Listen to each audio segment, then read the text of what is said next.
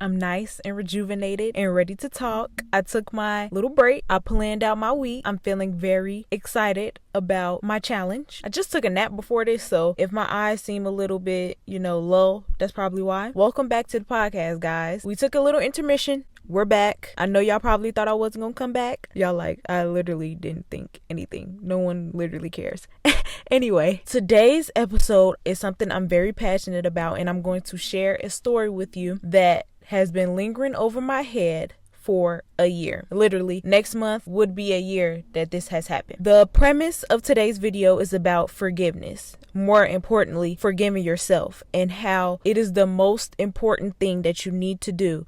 And it is also one of the biggest things that is holding you back. Take a trip down memory lane with me, will you? This was last year. Me and my mom birthdays are a month apart. My birthday is on July 24th and her birthday is on August 9th. That isn't really necessary, but I'm just giving you a timeline. For her birthday, she wanted to go to Vegas. She paid for me and my sister's tickets. She paid for our room. She paid for our food. She basically paid for everything while we were out there. Just keep that in mind, because that is kind of important. A little bit rewind before the trip. This was not at the peak, but it was still the beginning of my breakup. When we went on this trip, it had been about 4 or 5 months since we had broken up. During that time, I was still pretty crushed. I was still basically crying about it almost every night. That situation was something that took me a very, very, very, very, very long time to get over. And still to this day, I get a little bit sad about it, but I don't cry nearly as much as I was crying during that time. Back to the trip, I just need to let y'all know that to know what type of mind state that I was in. I wanted so badly to be normal again, to feel normal again, to do normal things again, to feel something, because during this time I had lost all my excitement for everything. Doing mundane tasks was so hard for me. I was crumbling, and as one does sometimes, most times during a breakup. Yeah, I just wanted to feel normal, and I feel like taking this trip was something that was going to be fun for me, and clearly something that would make me feel something, right? I mean, we're in Vegas. At that time, that was my second time in Vegas, because I had went to Vegas for my birthday a month before that. It wasn't really for my birthday, it was for my grandma's birthday, because my grandma's birthday is 4 days before mine, which is crazy and kind of cool. It would have been my second time in Vegas. I didn't feel like a newbie when I went out there. During the day, I wasn't thinking about it as much. I was more focused on having a good time. Yay, we're in Vegas. I was excited to do this and that. I had came on my cycle on the plane, so my emotions were everywhere. This is when I noticed, I never noticed that my cycle had so much impact on my emotions. I never noticed how bad it was until this trip. During the day, I wasn't really thinking about it, but at night, I wasn't drunk, y'all. So when I say this, don't be like, she was drunk, so she ruined the trip. I wasn't drunk. I had some drinks, but I wasn't drunk. I was tipsy, but I wasn't drunk. But I guess the tipsy emotions, my cycle emotions, and just my regular emotions, all three of those was just a bad combination. But the first or the second night, I cried 2 nights in a row. I don't remember what night it was, but the first night, I remember crying. I started crying. I don't remember where, and I don't remember how it started. I just remember I couldn't keep it in, and it was it was one of those type of cries. I don't know if it was I was panicking a little bit. I don't know what it was. That night, I ended up crying, and my sister was consoling me and stuff. I just went to sleep that night. The second day, I woke up. I was determined to have a better day. I'm still trying to be normal. I'm still trying to feel normal. Everything always comes crashing down for me at nighttime. And that's why I be trying to go to sleep, because during the day, I'm fine. But at nighttime, that's when the demons be talking to me. No, let me stop. That's just when I get super emotional. That's when I start thinking about everything and I start spazzing. The second night, we were on the Fremont Strip. I don't know if you're familiar with that, but we were on the Fremont Strip. I was getting some ice cream and I felt my emotions shut off. I felt numb. I wanted to go home. Even my mom said, after the fact, when we talked about it, she said she seen it in my face. She was like, you're not there.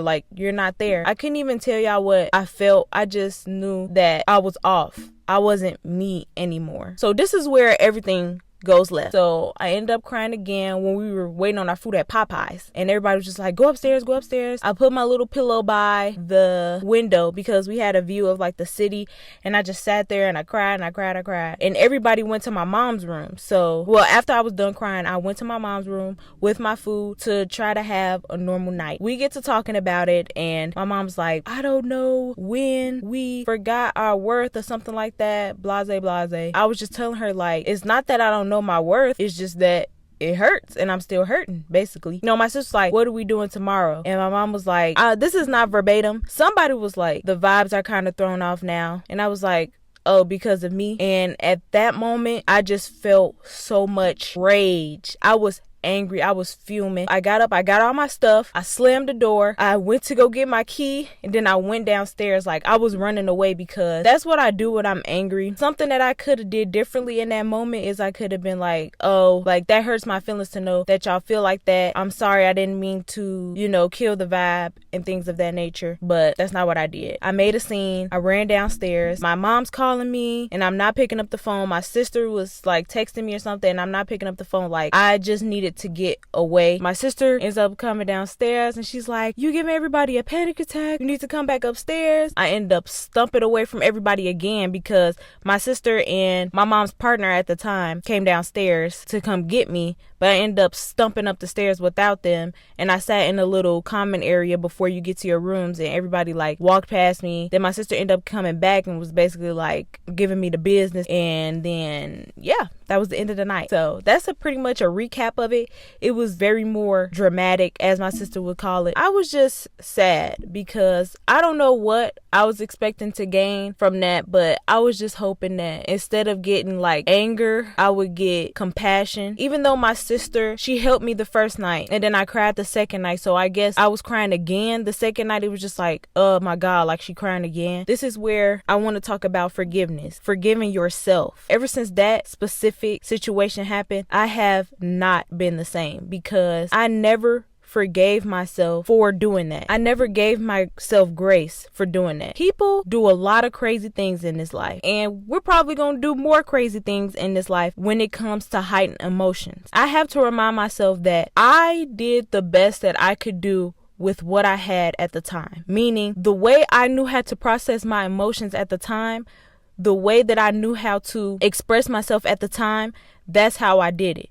That's how I knew how to do it, and so that's how I did it. I needed to forgive myself for not being who I am now, for not being able to express it how I would now. It took me a year to forgive myself for that because I felt embarrassed. I felt angry. I felt really, really bad. For number one, I feel like I ruined my mom's trip. This was her first time going to Vegas and I felt like I ruined it. I just felt terrible. It's a good thing that happened because I probably will never react like that to a situation ever again. And that was probably my wake-up call to telling myself that I need to learn how to regulate my emotions and I need to know a time and place. And that one situation led me to where I am today. I forgive you. And I'm talking to myself like, I forgive you. When I was just saying that, I was literally getting goosebumps. So that's how I know it's real. That's how I know it's real. If you don't forgive yourself, you're never going to be able to move forward. It's something that's going to linger in the back of your mind until you give yourself permission to let it go. That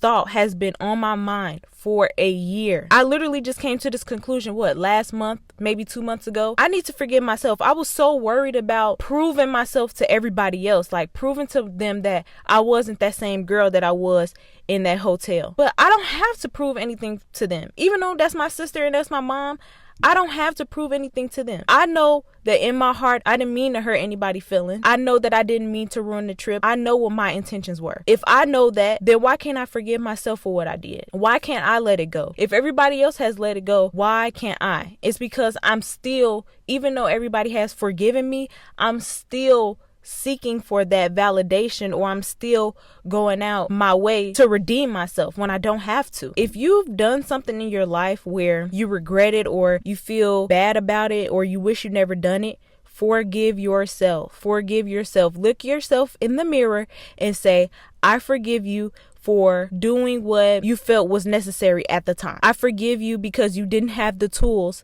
that you have now at the time. I forgive you because you didn't have the knowledge that you did at that time. We're constantly growing. We're constantly learning new things about ourselves, about our environment, about how certain things make us tick. Like, what the heck?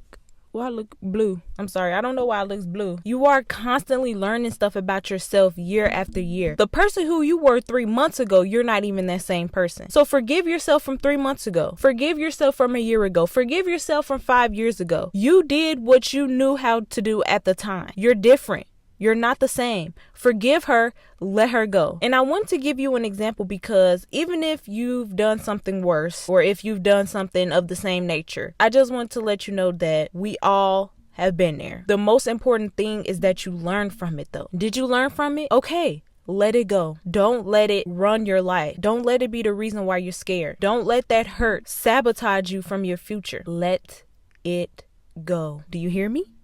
Do you feel me? That was very nice. And the lighting is so bad right now. So I'm gonna go ahead and get up off of here. That topic actually meant so much to me because that is the reason why all of this is happening right now. My challenge. Enough of the sappy stuff. I really hope you enjoyed today's episode. I don't even know like what my outro is. I just be saying stuff. Make sure you like, comment, subscribe. We are at 34 followers. What? And one of my videos has almost 100 views. It's at 72 views. What? Thank you guys for that support. I was literally not expecting that. See, I might talk about this in a different episode, but we're so focused on the wrong things. Like as I was posting videos, I was like just checking my most recent videos and seeing like how they're doing, and it would say like 1 view, 4 views, and I'm like, dang, this ain't working. I didn't even notice that one video had over 70 views. So just because you don't see growth doesn't mean that growth is not growthing. Bye guys, I'll see you tomorrow.